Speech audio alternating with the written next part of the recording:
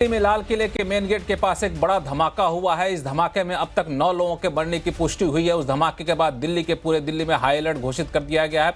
वहां पे दमकल की गाड़ियां पहुंच रही हैं। इतना ही नहीं, गृह सचिव ने इस पूरे मामले की जानकारी गृह मंत्रालय को दी है और दिल्ली के मुख्य पुलिस अधिकारी हैं, उन्होंने भी गृह मंत्री को इसकी पूरी जानकारी दी है। सिर्फ दिल्ली नहीं, दिल्ली में इस धमाके के बाद मुंबई में भी रेड अलर्ट घोषित कर दिया गया है, यानी पूरी तरफ सतर्कता काफी ज्यादा बढ़ा दी गई है। हालांकि धमाके के पीछे क्या कोई साजिश थी या फिर महज किसी दुर्घटनावश धमाका हुआ, इसका कोई अभी तक खुलासा नहीं हुआ है। लेकिन धमाका हुआ है। धमाका इतना तेज था कि जिस गाड़ी में धमाका हुआ, दरअसल वहां पे एक वैन थी, उस वैन में धमाका हुआ, जो शुरुआती जानकारी मिल पा रही है। और उस धमाके की वजह से आसपास की कई गाड़ियां काफी ज्यादा क्षतिग्रस्त हो गई और वहां पे जो लोग थे उनके जान माल का काफी नुकसान हुआ। धमाके के तुरंत बाद लोगों को पास के LNJP अस्पताल में पहुंचाया गया और उस अस्पताल से जानकारी निकलकर सामने आ रही है कि अब तक 9 लोगों की मौत हो चुकी है। हालांकि धमाका महज दुर्घटना थी या फिर कोई साजिश है या फिर किसी साजिश की तरफ इशारा कर रहा है, इसका अभी तक खुलासा नहीं हुआ है।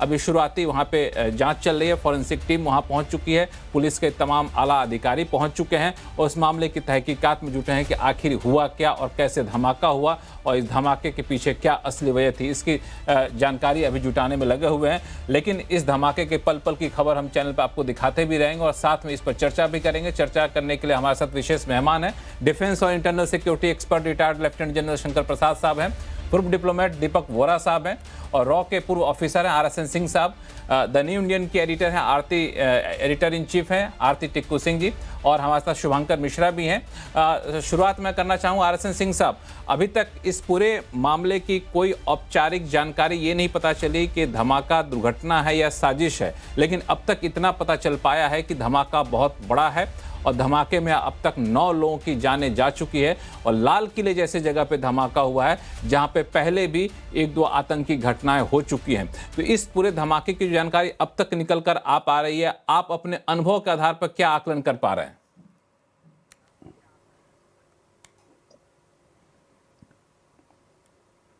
RSN सिंह साहब पूछ रहे हैं?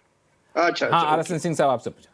नहीं, देखिए, ये ऑपरेशन सिंदूर के बाद ये तो अंदाजा लगाया जा सकता था कि जिस जॉनर की आपने युद्ध की उसकी क्षमता पाकिस्तान के पास नहीं है। वो एक ही जॉनर जानता है और वही जॉनर हमेशा कायम रहेगा और वो है अपने जिहादी हथियार को इस्तेमाल करना। तो प्रॉक्सी वॉर रुकने वाला था नहीं। दूसरा क्या है कि आपने उनके ठिकाने ही नहीं हमने ठोके थे, हमने जितनी जिहादी तंजीमें थी उनको भी बहुत जबरदस्त उनका इलाज किया था।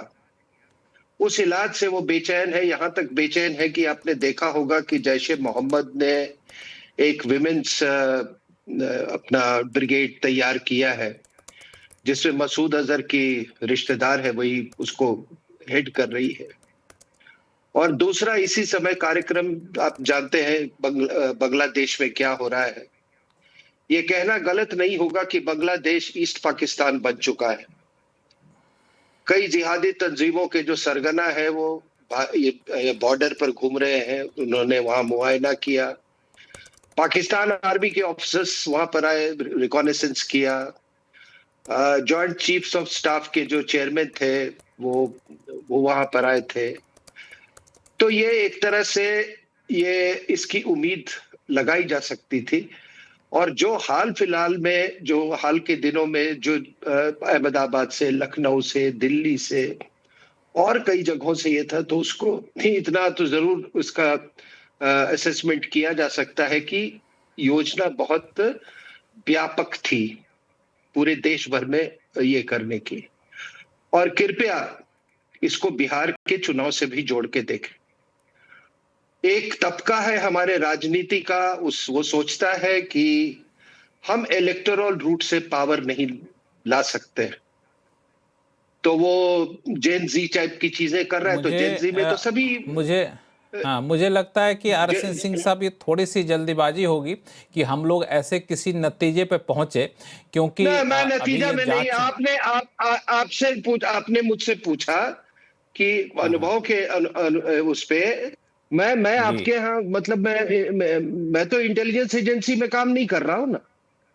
हाँ, हाँ। लेकिन आपको मैं इतना बता देता हूं कि मेरा स्ट्राइक रेट जो है वो ऑलमोस्ट हाँ, हाँ। 99% रहा है अभी तक, और तभी आप लोग बुलाते भी है मुझे। मैं किसी जी। को दोष नहीं दे रहा हूं, मैंने किसी का नाम ही नहीं लिया। हुँ। आप इससे क्या इनकार कर सकते हैं कि यहाँ की ताकतों ने और बाहर की ताकतों ने मिलकर 26/11 करवाया था? इससे तो इनकार नहीं कर सकते ना। और तो उस समय राजनीतिक बिल्कुल। हालात अब अभी से ज्यादा बेहतर थे। हाँ। तो लेकिन आपको ये हमारे इंटेलिजेंसीज को आपको पूरा उनको दाद देनी पड़ेगी कि इतने व्यापक योजना को उन्होंने विफल किया। 3000 किलो आरडीएक्स कोई मामूली मात्रा नहीं है सर, पूरे देश को दहला बिल्कुल, मैं देगी उसी पे वो। आना चाह रहा था। हाँ, कि ये जो है फरीदाबाद से ये तीन जो हजार किलो 2900 किलो आरडीएक्स बरामद होना अपने आप पे बहुत बड़ी घटना की तरफ इशारा कर रहा था वो। और आपको मालूम है कि आरडीएक्स कहाँ, आरडीएक्स पाकिस्तान से आता है। तो ये योजना कितनी व्यापक थी उसका अंदाजा आप लगाइए। आज एक एक ब्लास्ट हुआ है, जिस भी इंटेंसिटी का है, अभी उसकी पूरी पुष्टि नहीं आई है, लेकिन एक ब्लास्ट हुआ है, कार में ब्लास्ट हुआ है और पूरी दिल्ली अलर्ट पे है। तो आप समझ जाइए कि अगर इनको सफलता हासिल हो जाती, अगर इनके योजना में, तब क्या होता, या देश का क्या हाल होता। बिल्कुल, ये काफ़ी दुखद है और ये भले ही दुर्घटना ही क्यों ना हो, साजिश हो क्या हो बाद में पता चलेगा, लेकिन दुखद काफ़ी है चूँकि आपने कहा कि कितने इंटेंसिटी का ब्लास्ट था और जो शुरुआत में जो आरडीएक्स का बरामद हुआ और उसको अलग घटना के तौर पर ही देखें, अगर वो बरामद नहीं होता, कहीं पे ब्लास्ट होता तो कितनी बड़ी घटना यहाँ पर होती। और इसमें सबसे दुखद ये रहा कि अब तक जो जानकारी निकल कर सामने आई, 9 लोगों की जानें चली गई। वो निर्दोष लोग थे जो 9 लोगों की जानें गई हैं, भले ही दुर्घटनावश ही क्यों ना घटना हुई हो, लेकिन अभी तक 9 लोगों की जानें गई हैं और कई लोग इसमें घायल हुए हैं, जिनको अभी पास के अस्पतालों में उनका इलाज चल रहा है। एलएनजेपी अस्पताल में यहाँ पे इलाज चला। आरती टिक्कू सिंह, आप भी दिल्ली आती जाती रहती हैं, दिल्ली में काफ़ी समय आपने गुजारा है, ये कितना संवेदनशील मामला है? देखिए लक्ष्मण जी, मैं दिल्ली और श्रीनगर में रहती हूँ और मैंने कश्मीर का आतंक देखा है, बहुत क्लोजली देखा है, एक्सपीरियंस किया है। मैं विक्टिम भी हूँ और सर्वाइवर भी हूँ पाकिस्तान द्वारा क्रॉस बॉर्डर टेररिज्म की। और दिल्ली में भी कई सालों से रह रही हूँ और इनफैक्ट आज का जो ये आतंकी घटना है, बिल्कुल आपने सही कहा कि ये सिर्फ दुखद नहीं, कंडेमनेबल है। और जिसने भी किया है और जहाँ से भी इसकी फंडिंग हुई है, जिसकी भी शय से हुआ है, मुझे नहीं लगता है कि वो ये अनफॉरगिवेबल है। दूसरी बात ये कि बेशक हमारी इंटेलिजेंस एजेंसीज, हमारा सिक्योरिटी एस्टेब्लिशमेंट बहुत सारे आतंकी अटैक प्रिवेंट भी करता है और किए भी है, विफल भी किए हैं, लेकिन जब एक आतंकी अटैक सक्सेसफुल हो जाता है, जो कि आज हुआ है लाल किला में, ये कहीं ना हालांकि कहीं आतंकी हालांकि आरती आरती जी, ये आतंकी अटैक है ऐसा किसी ने कहा नहीं है, न तो अभी तक किसी ने अंदेशा जाहिर किया है। तो हम लोग अभी इसको आतंकी घटना कहने से बचें तो थोड़ा सा ज़्यादा संवेदनशील होगा। ठीक, ओके, ठीक है, मान के चलते हैं कि आतंकी अटैक अभी चूंकि कहा नहीं गया है, जो भी एक्सप्लोजन हुआ है और अगर ये आतंकी अटैक है, तो मैं कहूंगी इसमें इंटेलिजेंस की विफलता है, इसमें सिक्योरिटी लैब्स है, इंटेलिजेंस लैब है। और वही दोबारा से जो इनफैक्ट पहलगाम अटैक के टाइम पर भी बेशक वो आतंकी अटैक था, लेकिन हम लगातार ये जो बड़े बड़े अटैक्स हुए हैं पिछले कुछ समय से, वो यही दिखाता है कि कहीं ना कहीं हमारा सिक्योरिटी एस्टैब्लिशमेंट कमजोर है। हमारा सिक्योरिटी एस्टैब्लिशमेंट ये बड़े आतंकी अटैक जो है इनको प्रिवेंट करने में नाकाम हो रहा है। तो मुझे लगता है इसकी जिम्मेवारी उतनी ही बेशक अगर इसमें एक्सटर्नल फोर्सेस का हाथ है या इंटरनल एलिमेंट्स जो दुश्मनों के लिए काम करते हैं उनका हाथ है, किसी का भी हाथ है, लेकिन अल्टीमेटली मुझे लगता है कि इंडियन सिक्योरिटी सेटअप की एक विफलता है और बहुत ही खेद है।